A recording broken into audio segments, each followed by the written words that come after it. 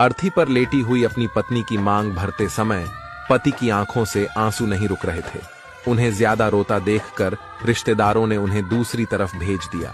दोनों एक दूसरे से बहुत प्यार करते थे। पति अपनी पत्नी के बिना एक पल भी नहीं रह पाता था। दोनों ने साथ जीने मरने की कस्में खाई थीं, लेकिन आज पत्नी पति को अकेला छोड़कर जा चुकी थी। अब सभी पत्नी का शव श्मशान घाट लेकर जा रहे थे और जाते जाते पति अपनी पत्नी के साथ बिताए पलों को याद करके खूब रो रहा था और ये सोचने लगा कि मेरी पत्नी मेरे कदम से कदम मिलाकर साथ चलती थी और आज वह मुझे अकेला छोड़कर कैसे चली गई। उसके बिना मैं अकेला कैसे रहूंगा।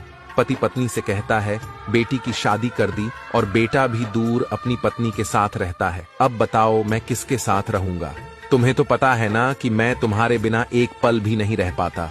तुम हमेशा कहती थी मैं सुहागन ही मरना चाहती हूँ और मेरे मरने के बाद मेरी मांग जरूर भरना। लो, मैंने तुम्हारी हर इच्छा पूरी कर दी। सोचते हुए पति अपनी पत्नी का चेहरा देखकर खूब रो रहा था। अचानक वह पत्नी के पास रोते रोते ठंडा सा पड़ गया और रोना भी बंद हो गया, क्योंकि पति की सांसें भी थम चुकी थीं। यह देखकर सभी लोग बहुत डर गए।